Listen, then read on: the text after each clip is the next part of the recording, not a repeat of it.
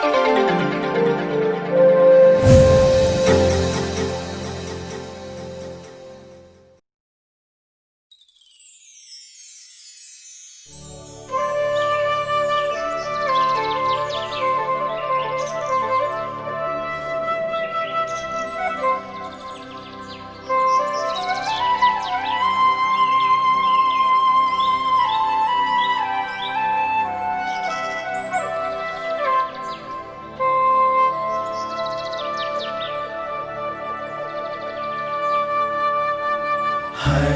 घर में ईश वचन, सत्य वचन, जीवन वचन।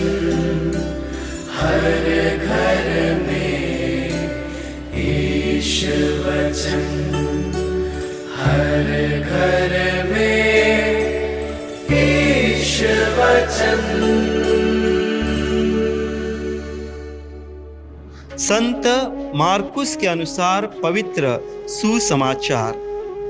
हे प्रभु तेरी महिमा हो। अध्याय 3 पद संख्या 13 से लेकर 19 तक। ईसा पहाड़ी पर चढ़े। वे जिनको चाहते थे उनको उन्होंने अपने पास बुला लिया। वे उनके पास आए और ईसा ने उनमें से 12 को नियुक्त किया, जिससे वे लोग उनके साथ रहे और वह उन्हें अबदूतों को निकालने का अधिकार देकर सुसमाचार का प्रचार करने भेज सके। ईसा ने इन 12 को नियुक्त किया। सिमोन को, जिसका नाम उन्होंने पेतरुस रखा, जेबेदी के पुत्र याकूब और उसके भाई यूहन्ना को, जिनका नाम उन्होंने बोअनेर्गेस अर्थात गर्जन के पुत्र रखा, अंद्रयास, फिलिप, बरतुलोमी, मत्ती, थॉमस, अल्फाई के पुत्र याकूब, थद्देउस और सिमोन को जो उत्साही कहलाता है, और यूदस इस्करियोती को, जिसने ईसा को पकड़वाया। प्रभु का सुसमाचार। हे क्रिस्त तेरी स्तुति हो। प्रभु यीशु क्रिस्त में प्यारे विश्वासी भाइयों और बहनों, आज पवित्र कैथोलिक कलीसिया हमारे सामने 2 पाठों को प्रभु के विधान को जानने, उसका अर्थ समझने और उस पर चलने के लिए प्रस्तुत कर रही है। पहला पाठ जो इब्रानियों के लिखे पत्र से अध्याय 8 उसकी पद संख्या 6 से 13 तक में से लिया गया है, और सुसमाचार।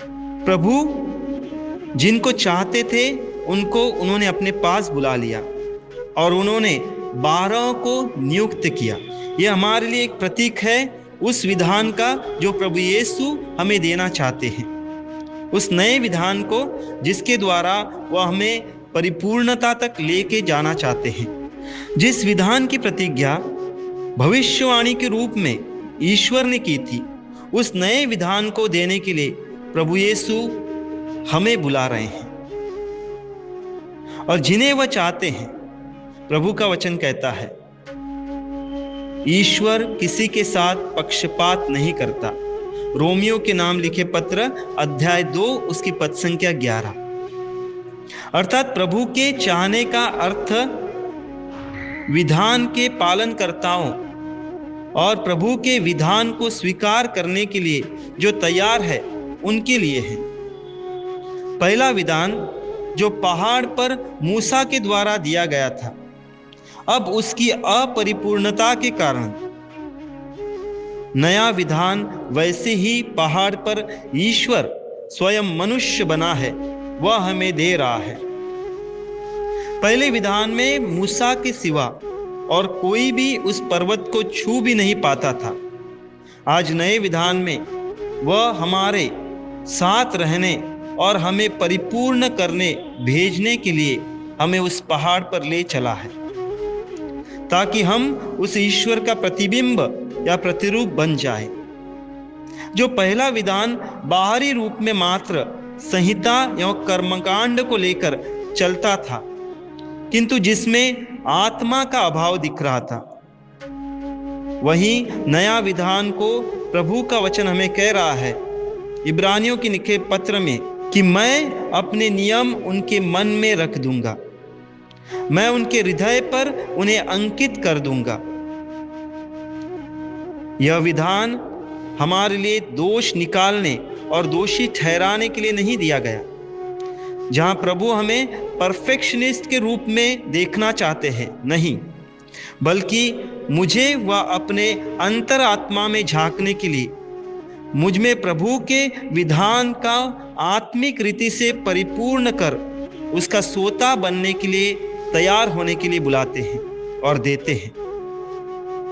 मेरे भाइयों और बहनों को उसी विधान से मुक्ति दिलाने हेतु वह मेरी कमजोरी को पहचान कर मुझे प्रभु के साथ रहकर उसमें सामर्थ्यशाली बनकर मेरे भाइयों और बहनों को जो मेरी तरह कमजोर है उन्हें प्रभु के सामर्थ्य में लाने के लिए बुला रहे हैं। अब हमें जो विधान मिला है वह कर्मकांड और संहिता जैसी बाहरी आडंबरों पर ध्यान केंद्रित कर अपनी बुद्धिमत्ता और अधिकार को दिखाने के लिए नहीं मिला है, बल्कि ईश्वरीय आत्मा से संचालित होकर ईश्वर को प्रसन्न करने के लिए, स्वर्गीय बातों में ध्यान लगाने के लिए मिला है।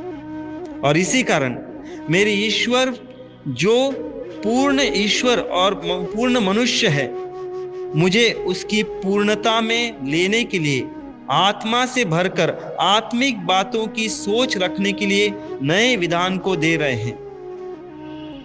और यह विधान हमें ईश्वर के साथ रहकर मिलता है और उसके द्वारा हमारे सामने कार्यान्वित होता है। इसलिए नबी योएल के द्वारा प्रभु का वचन हमें कहता है, अध्याय 3 पद संख्या 1, इसके बाद मैं सभी शरीरधारियों पर अपना आत्मा उतारूंगा। इस प्रकार प्रभु ने हमें आत्मा का एक नया विधान दिया है। हम प्रार्थना करें।